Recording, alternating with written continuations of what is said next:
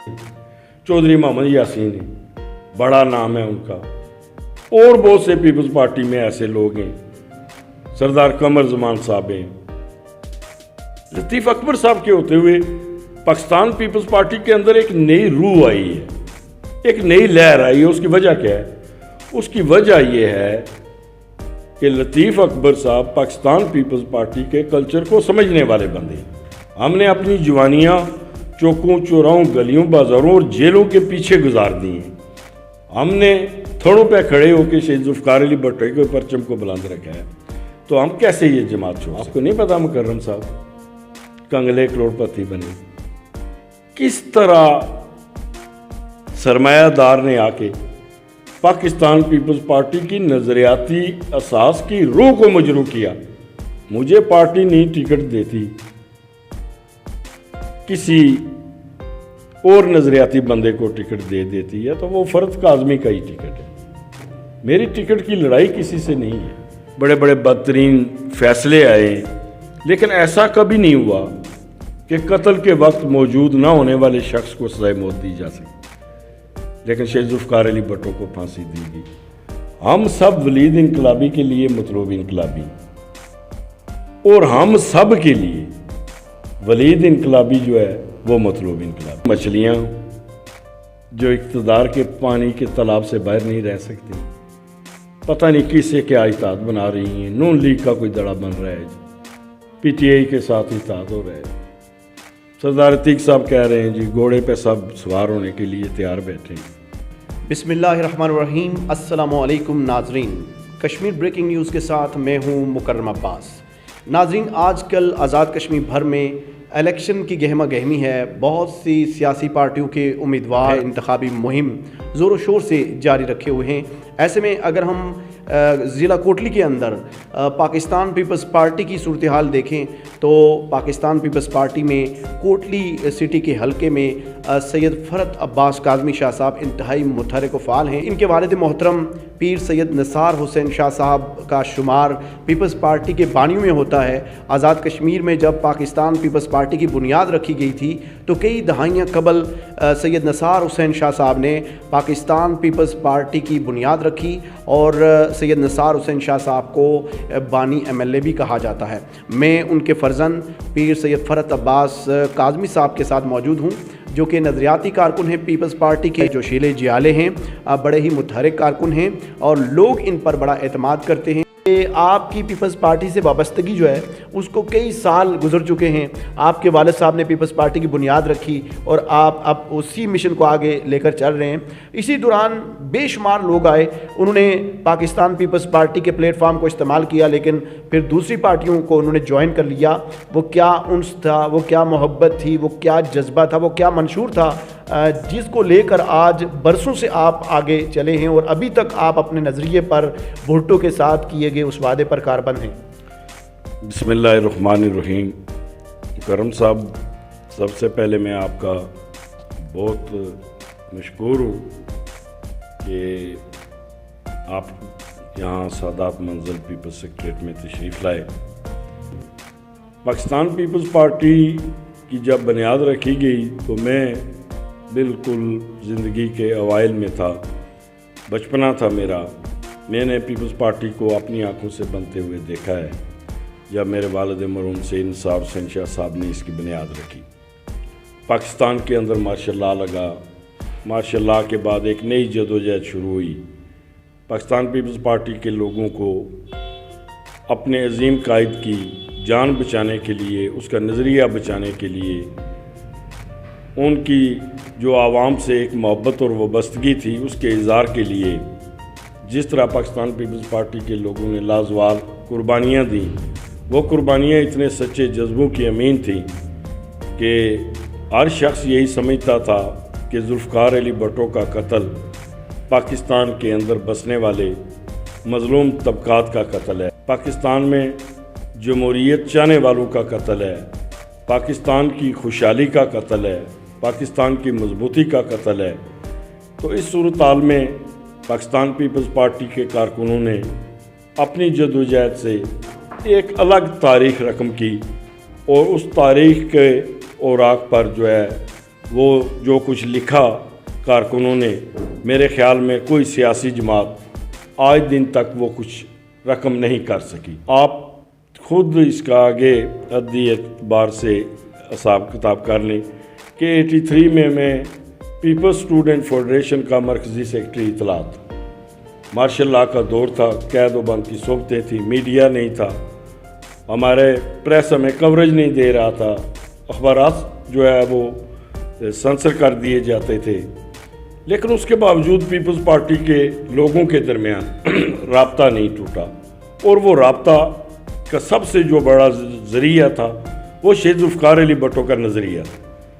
وہ شہید ذوالفقار علی بھٹو کے نظریے سے وابستگی تھی، وہ محبت تھی، بشمول چودھری مجید جیسا ایک بڑا آدمی جسے ہم سمجھتے ہیں کہ وہ پارٹی کے اندر سے ایک جیالہ آدمی ہے، وہ پاکستان پیپلز پارٹی کے نظریے سے، پاکستان پیپلز پارٹی کے جو کلچر ہے اس کے ساتھ وہ اس کی سوچ، اس کا انداز میچ کرتا ہے، جسے جیالہ کلچر کہتے ہیں، عوامی کلچر کہتے ہیں۔ وہ صدر ہوتے ہوئے بھی کہتا تھا کہ میں بھٹو شہید کا مجاب ہوں۔ تو یہ جو پیرائیں ہیں پاکستان پیپلز پارٹی کے اندر، جب قیادت، لیڈرشپ جو ہے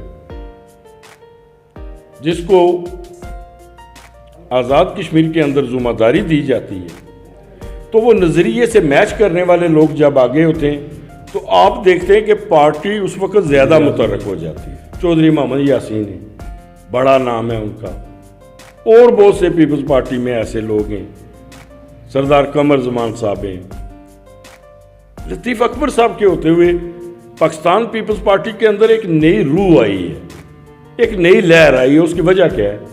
اس کی وجہ یہ ہے کہ لطیف اکبر صاحب پاکستان پیپلز پارٹی کے کلچر کو سمجھنے والے بندے، نظریے کو سمجھنے والے بندے، ان کے پاس نظریاتی لوگوں کا احترام موجود ہے، ان کا جو مزاج ہے وہ مزاج ڈکٹیٹرشپ والا مزاج نہیں۔ یہ وہ چیزیں ہیں کہ یہ ہمارا گھر ہے۔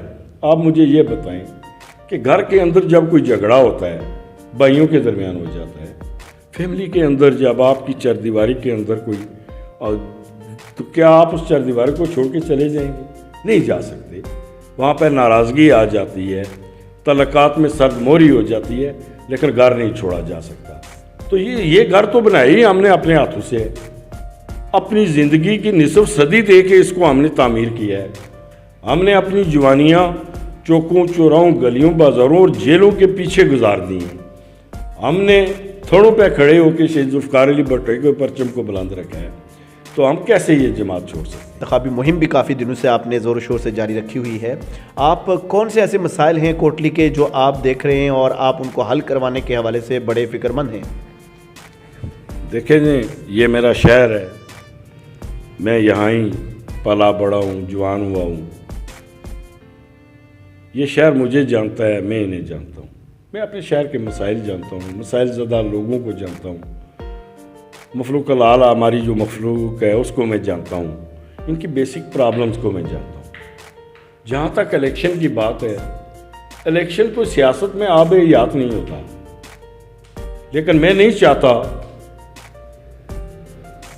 کہ میرے اس حلقے کے اندر جہاں پاکستان پیپلز پارٹی کا جو ووٹ بینک ہے، جس سے قیادت کے حکم پر ہم نے ہمیشہ شہید ذوالفقار علی بھٹو کی قبر کو مد نظر رکھ کے ہم نے یہ ووٹ کاسٹ کیا۔ اب تو یہ بی بی شہید کی قبر کی بھی ہم امانت سمجھتے ہیں، بھٹو فیملی کی جو قبریں ہیں، جو جمہوریت کی جدوجہد کے لیے، جو مادر ملت، جو ہماری ماں بیگم نصرت بھٹو صاحبہ ہیں، شہید بھٹو کے بعد جنہوں نے جماعت چلائی، پھر بی بی شہید کی انہوں نے رہنمائی کی، میر مرتضیٰ قتل ہوئے، شاہ نواز بھٹو کو زہر دیا گیا، یہ پورا خاندان قربانی دے کے چلا گیا۔ بھائی انہوں نے قربانیاں اس لیے نہیں دی کہ ہم ان کے پرچم کے نیچے بیٹھ کر انہی کے نظریے کا قتل کریں، پرچم ان کے ہاتھوں میں دے دیے جائیں جو لوگوں کا خون پئیں، جو کرپٹ ہوں۔ آپ کو نہیں پتا مکرم صاحب کنگلے کروڑ پتی بنے، کس طرح سرمایہ دار نے آ کے پاکستان پیپلز پارٹی کی نظریاتی اساس کی روح کو مجروح کیا۔ اس ظلم کا راستہ روکنے کے لیے، اپنے شہر کے لوگوں کے حقوق کے تحفظ کے لیے اپنے نظریے کی سلامتی کے لیے اپنے قائد کے جھنڈے کو نظریاتی اعتبار سے سر بلند رکھنے کے لیے میں نے یہاں سے الیکشن لڑنے کا اعلان کیا۔ کیا آپ کو حلقہ 1 سے پیپلز پارٹی کا ٹکٹ مل جائے گا یا اس کے کس قدر امکانات ہیں؟ کیونکہ بہت سے لوگ پیشن گوئی کر رہے ہیں کہ شاہ صاحب کو ملے گا، کچھ کہہ رہے ہیں نہیں جی کوئی اور نظریاتی کارکن ہے اسے ملے گا، تو آپ کو کیا نظر آ رہا ہے؟ کیا پیپلز پارٹی آپ کو یہ ٹکٹ دے گی؟ شہر جانتا ہے، پارٹی جانتی ہے کہ نظریاتی اعتبار سے کون پارٹی کے کس معیار پر ہے، کس کا نمبر بنتا ہے، کس نے اس کوٹلی کے اندر پیپلز پارٹی کو زندہ و سلامت رکھا ہے۔ میرا گھر، جسے نثار شاہ صاحب کا گھر کہتے ہیں، وہ لوگ جو ہمارے پاؤں کو ہاتھ لگاتے تھے، گھٹنوں کو ہاتھ لگاتے تھے، روحانی حوالے سے پیر خانے کا احترام کرتے تھے، مکرم صاحب خدا گواہ ہے ان لوگوں نے ہمارے گریبان پکڑے، ان کی گولیاں ہمارے کپڑوں سے گزر گئیں، ہماری گولیاں ان کے جسموں میں پیوست ہوئیں، ان کے خنجر ہمیں لگے، ہمارے خنجر انہیں لگے، یہ نظریے کی وجہ سے لگے۔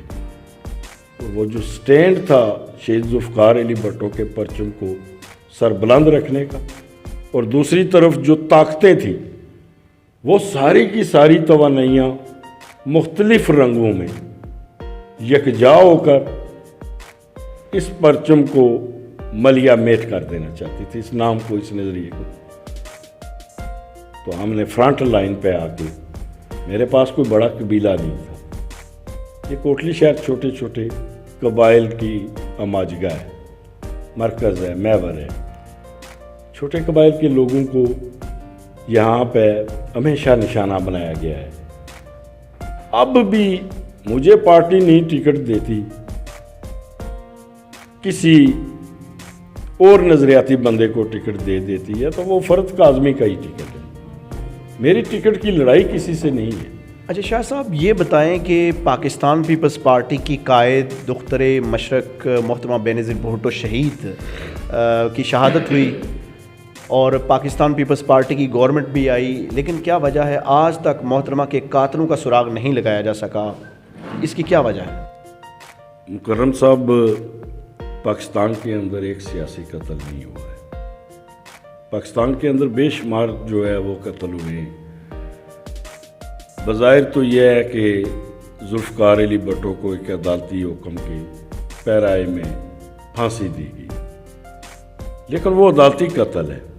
اس قتل کے پیچھے آپ کو پتہ ہے کہ شہید ذوالفقار علی بھٹو کے جو کارنامے تھے، پاکستان کو ایٹمی قوت بنانا، اسلامک بلاک بنانا، تیسری دنیا کا، تھرڈ ورلڈ کا جو نعرہ دیا ذوالفقار علی بھٹو نے، سفارتی سطح پہ جو کامیابیاں امت مسلمہ کے لیے حاصل کی، تو اس کے پیچھے امریکن مفادات جو تھے وہ مجروح ہو رہے تھے، پلاننگ کی گئی، ملائیت کو استعمال کیا گیا، مذہب کے نام پر یہاں تحریک چلوائی گئی، بڑے بڑے بدترین فیصلے آئے، لیکن ایسا کبھی نہیں ہوا کہ قتل کے وقت موجود نہ ہونے والے شخص کو سزائے موت دی جا سکے، لیکن شہید ذوالفقار علی بھٹو کو پھانسی دی گئی۔ اب بی بی شہید جب پاکستان کے اندر جن چیزوں کو بدلنا چاہتی تھی،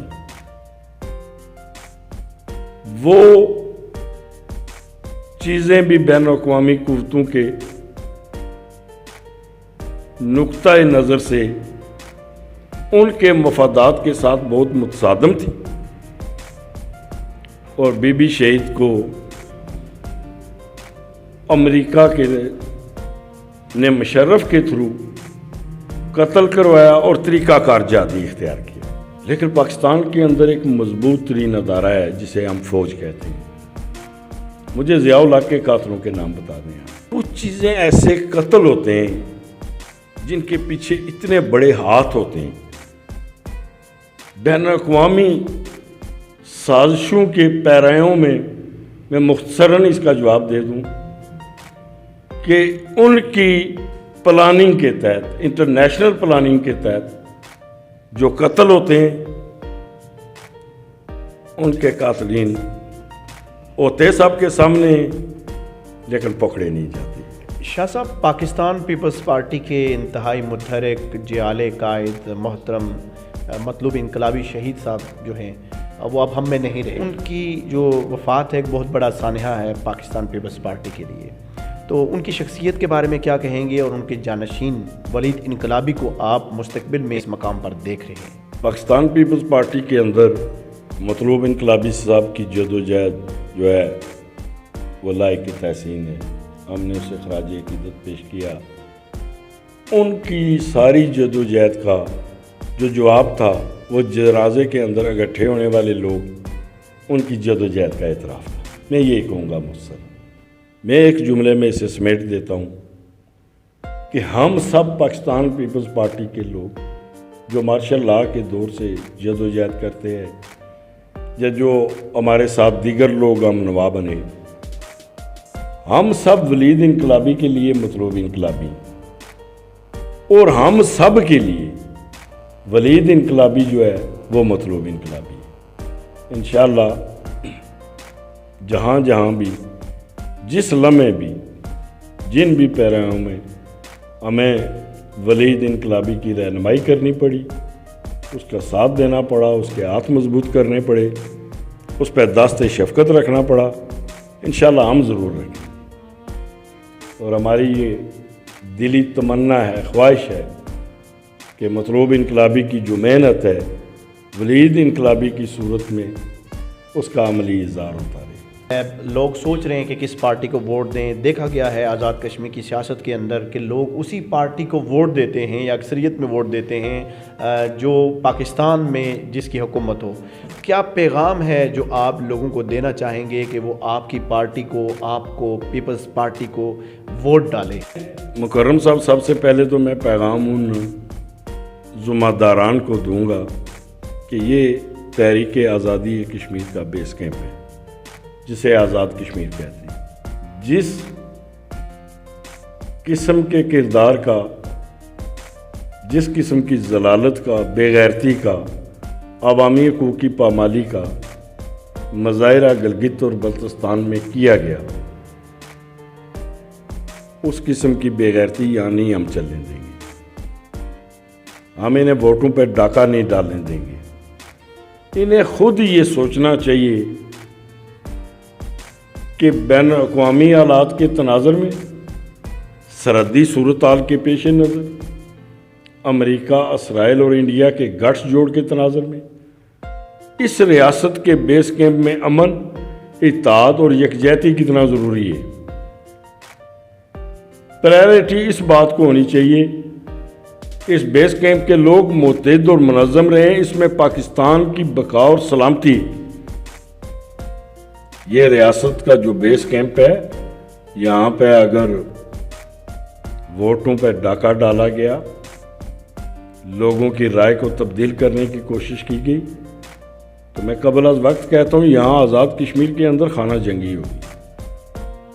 ابھی ہم نئے نئے نام سن رہے ہیں جس قسم کی، کبھی آ رہا ہے جی نون لیگ کے فلاں فلاں فلاں موصوفان، وہ اقتدار کی مچھلیاں جو اقتدار کے پانی کے تالاب سے باہر نہیں رہ سکتی، پتہ نہیں کس سے کیا اتحاد بنا رہی ہیں. نون لیگ کا کوئی دڑا بن رہا ہے جی، پی ٹی آئی کے ساتھ اتحاد ہو رہا ہے. سردار عتیق صاحب کہہ رہے ہیں جی گھوڑے پہ سب سوار ہونے کے لیے تیار بیٹھے ہیں. کیا کہنا ہے ان حالات میں؟ میری زبان زیب نہیں دیتی کہ آخر ہم شہیدوں کے وارث کنسیڈر ہوتے ہیں. ہم کشمیری، ہماری ماؤں بہنوں کی عصمت دری ہو رہی ہے، بچوں کا قتل ہو رہا ہے، نوجوانوں کو اٹھا اٹھا کر مارا جا رہا ہے. بے شمار لوگ ہمارے وہ انڈین جیلوں میں اس وقت پابند سلاسل ہیں. کشمیر میں خون کی ہولی کھیلی جا رہی ہے، اور یہاں آزاد کشمیر کے یہ اقتدار پرست ہیں. یہ لیڈرشپ نہیں ہے. یہ اقتدار پرست اپنے اقتدار کے اصول کے لیے پتہ نہیں کیا کر رہے ہیں. میں برملا کہہ دینا چاہتا ہوں کہ وفاق کی اپنی جمع تفریق ہے جس میں 19-20 کر دیا جاتا ہے، نتائج کے حوالے سے، ووٹ بینک بنانے کے حوالے سے تو حکومتیں بنا لی جاتی. لیکن جس قسم کی بے غیرتی یہ پی ٹی آئی نے کی ہے گلگت بلتستان میں، کس لیے یار ہماری مائیں، بہنیں، بیٹیاں، بزرگ हमारे माजूर लोग सारा दिन पोलिंग स्टेशनों पर खड़े होते हैं। आपको पता है जून जुलाई में इलेक्शन होते हैं, आग बरस रही होती है, ज़मीन आग उगल रही होती है। कोई हार्ट का पेशेंट होता है भाई, कोई शुगर का होता है, वो लाइनों में लग लग के कई घंटे इंतज़ार करके खड़े रह कर वो अपना वोट कास्ट करते। दूर दराज से दुश्वार गुजार रास्तों से होकर वो आते हैं कि हम अपना वोट डालेंगे, हम अपनी मर्जी से हुकूमत बनाने जा रहे हैं। किस लिए भाई लाइनें बनवाते लोगों की, किस लिए बैलेट पेपर छुपवाते हो, खर्चा करते, किस लिए उम्मीदवारों से फीस ले, किस लिए इलेक्शन कमीशन बनाया हो तुमने? शाम को रिजल्ट अपनी मर्जी से अनाउंस कर दो। शर्म की बात है ये, या कि अब दुनिया में नहीं चलता ये।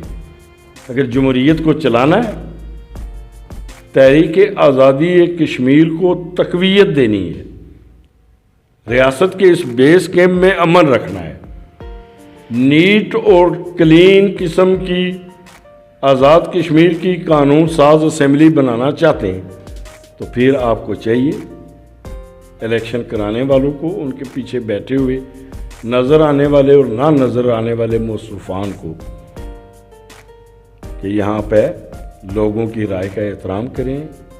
जो बैलेट पेपर लोग अपनी मर्ज़ी से मोहर लगा के बैलेट बॉक्स में डालते हैं, उसको गिनती में शुमार करके जो नताइज बनते हैं उनको अनाउंस कर दें, लोग अपनी मर्ज़ी से अपनी हुकूमत बनाएं।